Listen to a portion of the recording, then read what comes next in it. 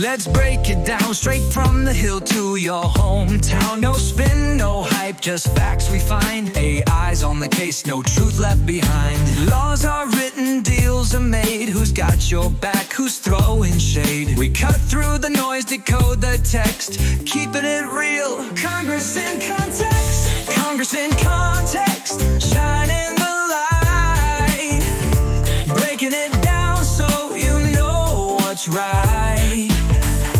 Policies, votes, who's working for you? We bring the facts, the power is you. Welcome to Congress in Context. It's a deep dive, into the Congressional Record. And, well, this one's tailored just for you, the learner. You shared a fascinating slice of a recent session. So our mission is to unpack it, extract the key insights, and connect the dots, for a clear understanding of what's happening on Capitol Hill. Well, today's deep dive focuses on excerpts from the Congressional Record from April 3rd, 2025. So these pages kind of offer a snapshot of a really busy day, covering prayers, the introduction of new legislation, discussions on those major policy issues like budget and healthcare, debates on foreign policy, and various procedural actions. I think we'll explore some of the main themes that kind of emerge and what they signify for policy and governance. Yeah.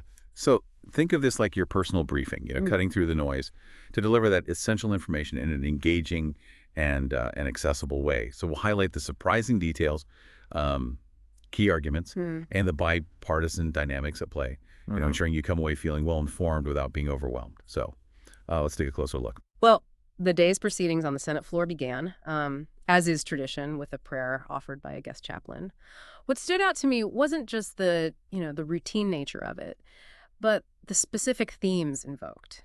A request for guidance for the lawmakers, a desire for a renewed spirit in their endeavors, and a call for actions aimed at achieving a more perfect union. It really sets a particular tone, almost a philosophical underpinning for the often pragmatic work that follows. Yeah, it is. It's a fascinating contrast, isn't it? This moment of seeking common ground before diving into debates that can be kind of quite polarized. Yeah. And following that, we see some of the less visible but equally important procedural elements of the day, with several communications arriving from various government agencies. And these communications, while they might seem like bureaucratic formalities, actually provide crucial insights into the ongoing work of the executive branch and the areas that are drawing congressional attention. Like, take, for instance, that final rule from the Nuclear Regulatory Commission. You mentioned it, regarding inspection guidelines for pressurized water reactor internals, or what you might think of as the core safety mechanisms within nuclear power plants. Now, this went to the Committee on Energy and Commerce, signaling that this committee will likely be reviewing and potentially acting on these updated safety standards. Right. It's like the NRC saying, hey, here's how we're ensuring these vital systems are up to par. And then Congress, through its committees, takes a look to ensure those standards are appropriate. We also saw the Environmental Protection Agency submit its FY 2024 No Fear Acts report to the Committee on Oversight and Government Reform.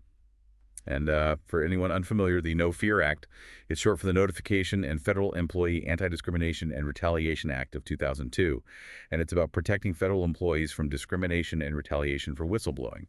So this report likely details how the EPA is adhering to those principles. Exactly. And these reports help Congress exercise its oversight responsibilities, ensuring that government agencies are operating according to the law and addressing those important issues, like workplace fairness and safety regulations. It's a crucial part of the checks and balances within our system. For sure. Then we moved into the introduction of House bills, and there was quite a flurry of activity. Several caught my attention as potentially significant. H.R. 2623, sponsored by Ms. Craig, proposes the creation of Innovative Therapies Centers of Excellence within the Department of Veterans Affairs. And this really underscores a continuing priority in Congress, how best to serve and provide cutting-edge care for our veterans. Absolutely. Legislation focused on veterans' health care is often a recurring theme, and this particular bill suggests an interest in fostering advancements in treatment, specifically tailored to the needs of veterans. And then following that, also sponsored by Ms. Craig, was H.R. 2624, and this one seems quite broad in its scope, addressing several hot-button issues. Yes. H.R. 2624. It looks to tackle lobbying restrictions for former members and elected officers of Congress, essentially aiming to limit the influence of those who've recently left office. It also proposes limitations on official travel expenses for current members. and even suggests eliminating automatic pay adjustments for members of Congress. So this feels like a direct response to public concerns about government ethics and the use of taxpayer money. Given its wide-ranging implications, it was referred to multiple committees: House Administration, Judiciary, Ethics, Rules, and Oversight and Government Reform, which tells you something about the complexity and potential hurdles it faces. Absolutely. And the fact that it touches on the jurisdiction of so many different committees indicates that it'll need to garner broad support and navigate those potentially differing opinions within the House. It definitely signals a strong intent to address those issues of accountability. And we also saw H.R. 2655, sponsored by Mr. Thanadar and several others, aiming to sunset the federal income tax on unemployment compensation. This really taps into the ongoing debate about how best to support individuals during times of economic hardship. Your proponents would likely argue this puts more money directly into the pockets of those who've lost their jobs when they need it most. Yeah. It's a common argument. However, opponents might raise questions about the long-term sustainability of the unemployment insurance system if a key funding source is removed, as well as the potential broader economic impacts. So it's a policy with potential trade-offs. And then there was H.R. 2656, introduced by Mrs. Torres of California and Mr. Valadow, which looks to amend the Safe Drinking Water Act to provide grants for projects aimed at reducing nitrate and arsenic levels in drinking water. This really highlights those persistent environmental and public health challenges many communities face, particularly in areas where these contaminants are prevalent. Absolutely. Access to clean water is a fundamental issue. And this bill suggests a federal role in assisting local communities, and addressing these specific and potentially harmful contaminants. So it reflects a recognition that these problems can have significant health consequences and often require resources beyond the local level. So just looking at these few House bills, we can already see a snapshot of some key priorities: veterans affairs, government accountability, economic support, and environmental concerns. Absolutely. And on the House side, there was also a joint resolution, HCRS 24, under consideration.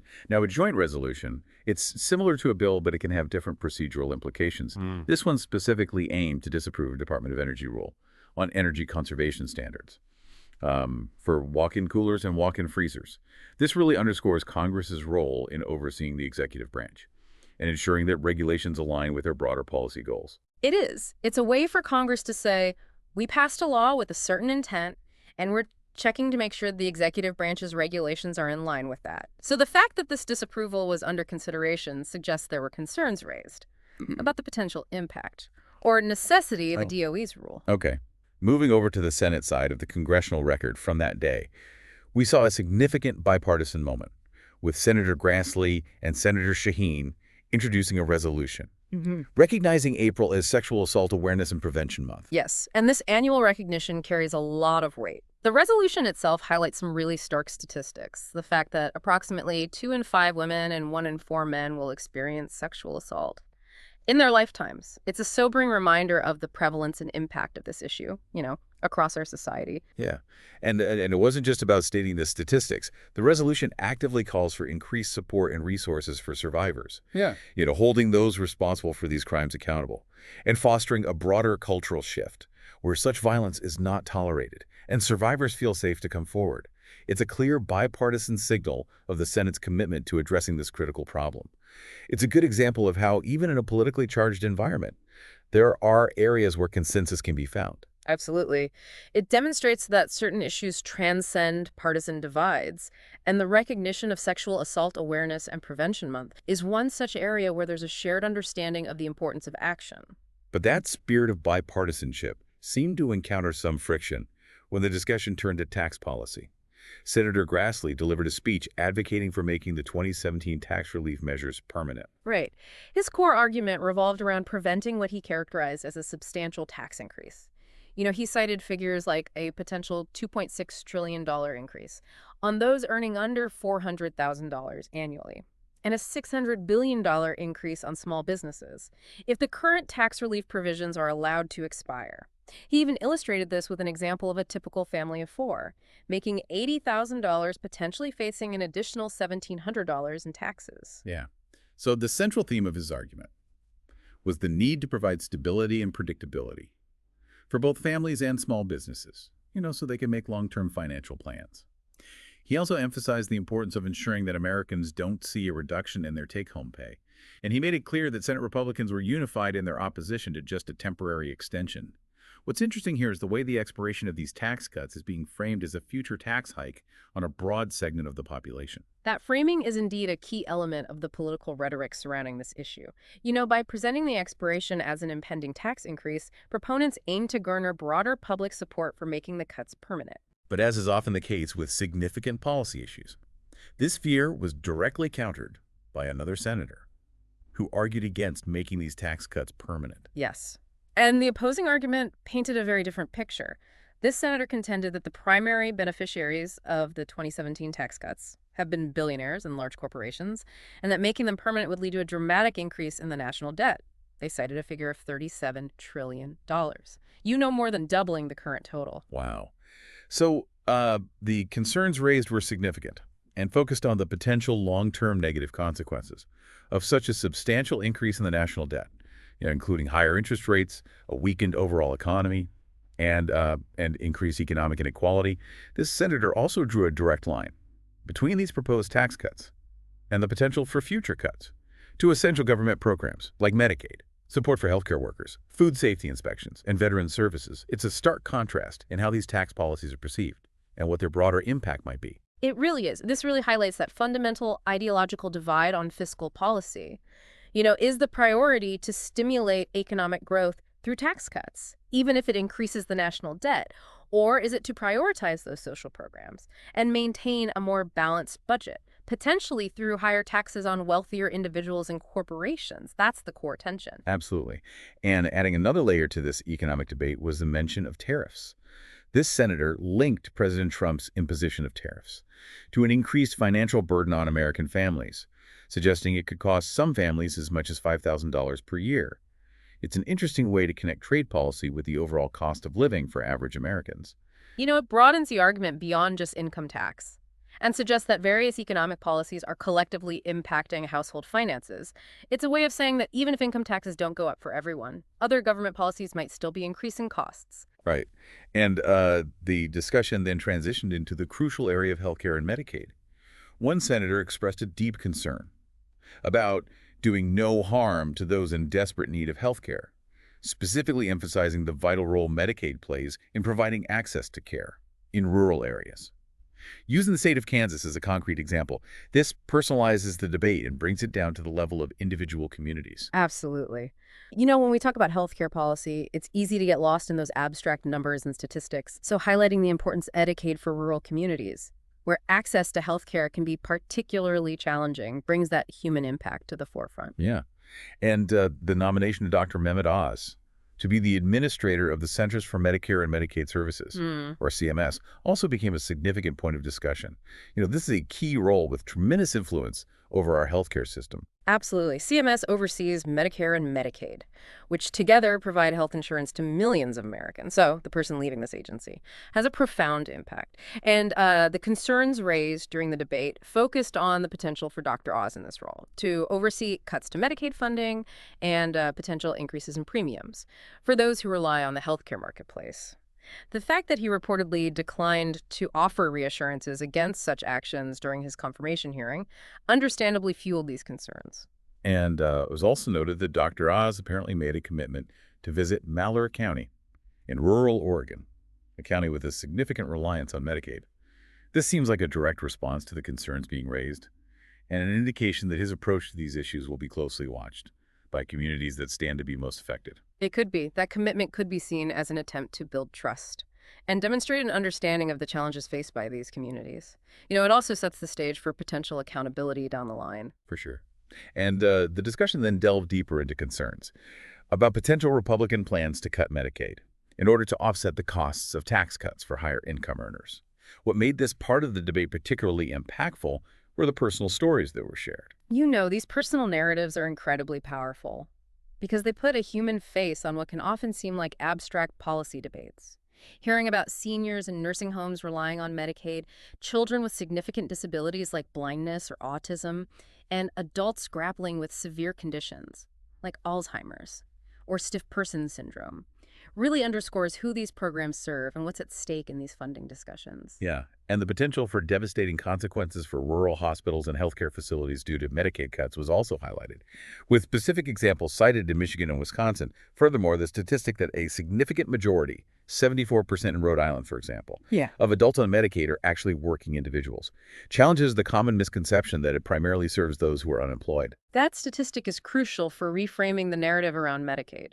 It emphasizes that many working families rely on this program to bridge the gap and access essential healthcare services. The potential closure of rural hospitals would create significant healthcare deserts, impacting not just Medicaid recipients, but entire communities. And one particularly striking comment during the budget discussions was the description of the budget resolution as a moral EKG, suggesting that it provides a readout of the nation's values, based on where resources are allocated and where cuts are proposed. The debate also touched on the budgetary process itself, with accusations of what were termed magic math, and counting gimmicks being used to downplay the true cost of tax cuts and the extent of potential Medicaid reductions, the historical context of bipartisan concern over deficits, and the principles of honest budgeting were also invoked. This kind of language really elevates the debate beyond mere numbers and into the realm of ethical considerations. The accusations of magic math suggest a lack of transparency and a potential attempt to mislead the public about the true fiscal implications of the proposed policies. The reference to past bipartisan concerns about deficits highlights a potential shift in priorities, or at least in how those priorities are being presented. And the possibility of individual senators potentially acting as a crucial swing vote to block these changes. Drawing a parallel to Senator John McCain's famous vote on the Affordable Care Act was also mentioned. This underscores the power that individual lawmakers can wield at critical moments. Right. That historical analogy serves as a pertinent reminder that even in a highly partisan environment, individual convictions and votes can have profound and lasting impacts on the direction of policy. It highlights the importance of each senator's role and responsibility. Okay, shifting our focus now to foreign policy. The Senate considered a joint resolution, SJ Res 26, concerning a proposed foreign military sale to Israel, and a motion to proceed with a vote on this resolution without further committee consideration was ultimately rejected. Right. That vote, with 15 senators in favor and 83 against, indicates a significant sentiment within the Senate that this issue should undergo the standard review process within the Committee on Foreign Relations. It suggests a desire for more thorough consideration and potentially more debate before any decision is made on this particular arms sale. Yeah. So arguments were presented on both sides of the question of restricting these arms sales to Israel. Those who opposed restrictions emphasized concerns that it would weaken Israel's ability to defend itself, particularly in the aftermath of the October 7th attacks, and that it would send the wrong message to hostile actors like Hamas and Iran. The crucial issue of securing the release of hostages held by Hamas was also frequently mentioned in this context. Absolutely. This perspective prioritizes the security of a key ally in a volatile region and underscores the strategic implications of potentially reducing military support. The focus on the hostages adds a deeply human and emotional dimension to their argument. But conversely, those advocating for restricting aid highlighted the increasingly dire humanitarian situation in Gaza. They pointed to the tragically high number of civilian casualties, the widespread destruction of essential civilian infrastructure like hospitals and sanitation facilities, and the severe restrictions on humanitarian aid that have led to widespread malnutrition and even starvation. Right. So this side of the argument centers on the moral and humanitarian implications of U.S. foreign policy. The sheer scale of the reported suffering in Gaza raises serious questions about the conditions under which military aid is provided, and the potential for U.S. support to inadvertently contribute to or enable humanitarian crises. Yeah. And concerns were also voiced about the potential damage to the United States standing in the world if it continues what some see as unconditional support for Israeli military actions. Given the situation in Gaza, public opinion polls indicating relatively low support for increasing military aid to Israel were also cited as a factor to consider. So this introduces the broader geopolitical considerations and the potential impact of U.S. policy on our international reputation and alliances. The reference to public opinion polls suggests that there may be a disconnect between current policy and the views of a significant portion of the American public. Yeah. And a more critical argument was also made, suggesting that current U.S. policy might be inadvertently supporting the agenda of Prime Minister Netanyahu's government and its more hardline elements, potentially aligning with the plan to displace Palestinians from Gaza, Rather than serving Israel's long-term security interests, international and American law regarding humanitarian aid were invoked, with allegations of potential violations by Israel. And the speaker even linked some of these dynamics to past comments made by Donald Trump. This represents a much more critical and politically charged perspective on the U.S.-Israel relationship and the current conflict. Right. This perspective raises fundamental questions about the long-term goals of U.S. foreign policy in the region, and whether our current approach is truly serving the best interests of all parties involved. The reference to international law adds a legal and ethical dimension to the debate. Yeah. And beyond these major policy discussions, the Senate also took action on several key nominations. Dean Sauer was confirmed as the next Solicitor General of the United States, despite some significant concerns being raised about his past conduct. Right. And the roll call vote of 53 to 45 indicates a fairly partisan split on this confirmation. You know, the fact that a significant number of senators voted against his confirmation suggests that the concerns raised, including allegations of failing to comply with court orders and a refusal to recuse himself from matters related to former President Trump, were taken seriously, though not enough to prevent his confirmation. For sure. And the nomination of Harmeet Talon to be an Assistant Attorney General was also under consideration. And this nomination also faced public criticism regarding her record on civil rights, voting rights, and LGBTQ plus issues. While a confirmation vote wasn't recorded in this excerpt of the Congressional Record, the fact that these concerns were being voiced publicly suggests that her path to confirmation might also be contentious. It might be. You know, these nominations highlight the importance of the Senate's role in advising and consenting on presidential appointments, particularly for key positions within the executive branch. The scrutiny these nominees face reflects the significant impact they can have on policy and the administration of justice. Yeah. In terms of the legislative process, the Senate agreed to proceed to legislative session to consider H-Con Res 14, which is the congressional budget for the U.S. government for fiscal year 2025, outlining budgetary levels through 2034. You know, this is a crucial step in the annual appropriations process. It is. The motion to proceed passed with a vote of 52 to 48, again reflecting a partisan divide. On that fundamental framework of the federal budget, you know, this now opens the door for the Senate to begin debating and proposing amendments to this budget resolution, which will shape federal spending priorities for the coming years. Absolutely. And we also learned that amendments to this budget resolution were already being considered, spanning a wide range of policy areas, including rural health care access, the potential inflationary effects of reconciliation legislation, and the economic impact of tariffs.